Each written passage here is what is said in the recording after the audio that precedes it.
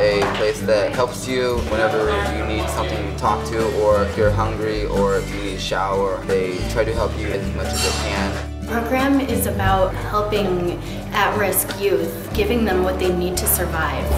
Every person that comes in is, I try to look at them like their potential success story. You have to befriend someone to understand what they need, and I think that's what happens here. Because so much has been given to me, I want to be able to give back. You kind of give promptings, you give some coaching. You're kind of a coach is an outside influence looking in and telling a person how they can do something better. The best part is when somebody returns and you haven't seen them and they say, "It's all good now." If I care about this person and I try to help them or give them something, just freely giving, on the level of more than just the food, clothing, and shelter, that's huge. That's colossal. It brings a lot of spirit to people. They come in here, they chit chat, they talk among themselves. Like, we sing, we play pool, we interact.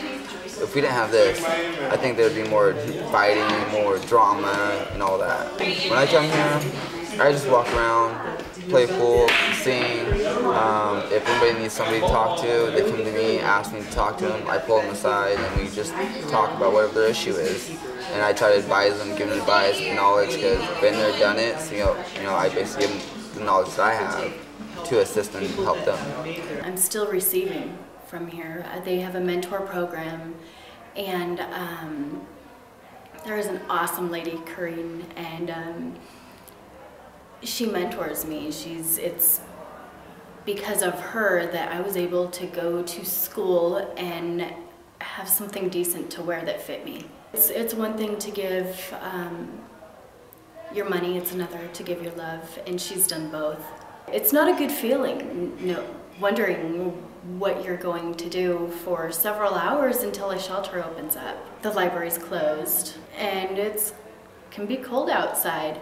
Not wanting to leave the heat, it's horrible. It's not just get into line.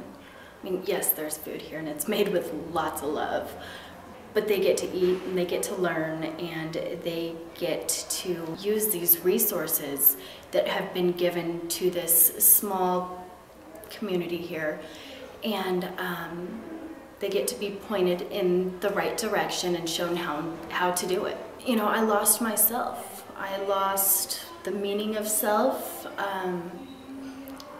and I tried to keep it for a while, keep what I had left, and then I finally just realized can't hold on to any of that past, and it was so difficult. I just had to let it all go and become empty.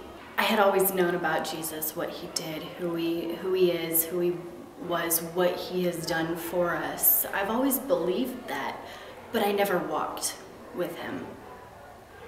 I was able to begin walking a life with him and start living the way that he brought me here to do.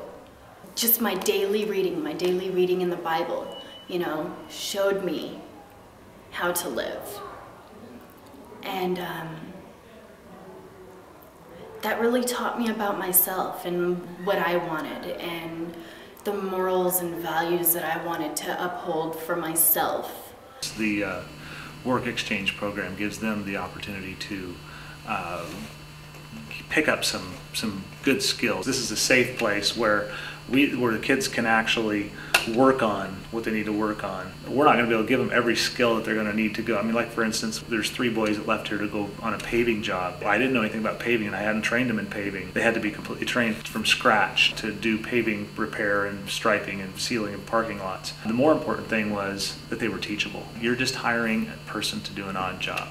It's perfectly legal. We've got all the laws. We can provide the paperwork.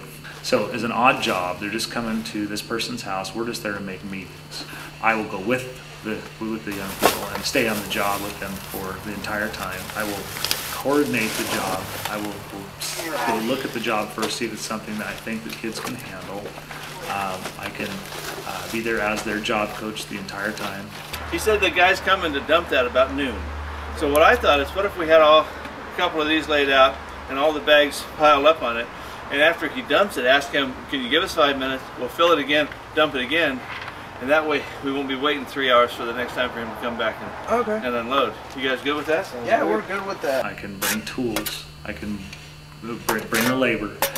The kids are doing the work. I'm there with them. I'm helping too. And I'm not getting paid from the person. I'm not coming there to do the odd job. The kids are there coming to do the odd job. I'm just there to see that they're doing it with the safety, efficiency, accuracy, and thoroughness. And at the same time, they're just learning an all-encompassing idea of what work ethic is. We get the opportunity to minister to the kids.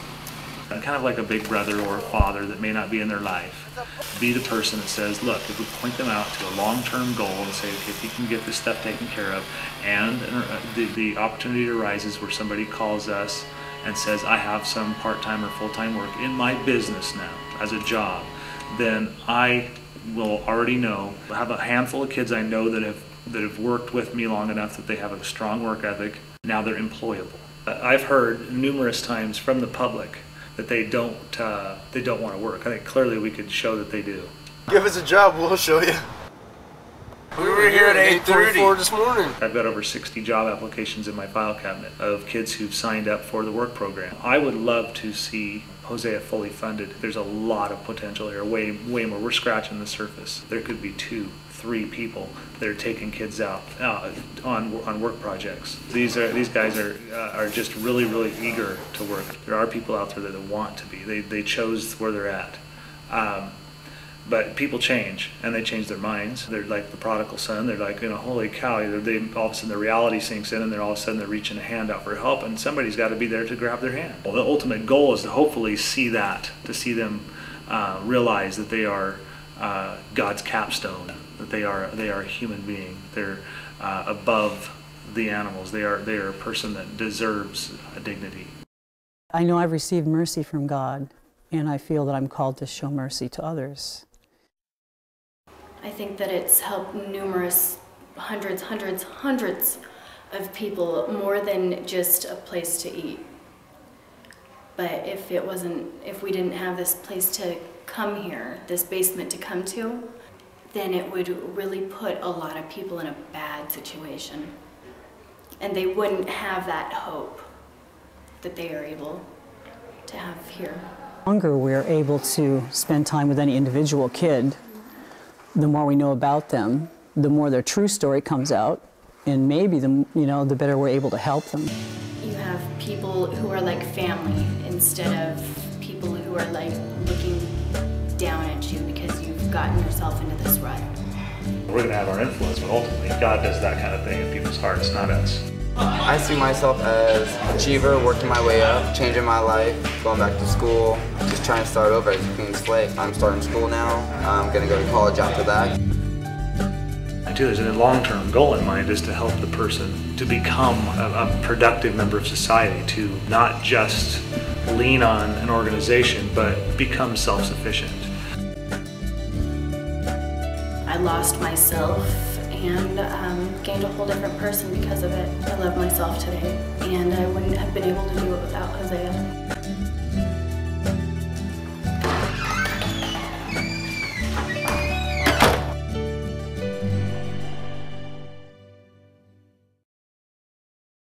You can't do anything unless you're helping yourself first. And once you're in a situation where you can help others, do so.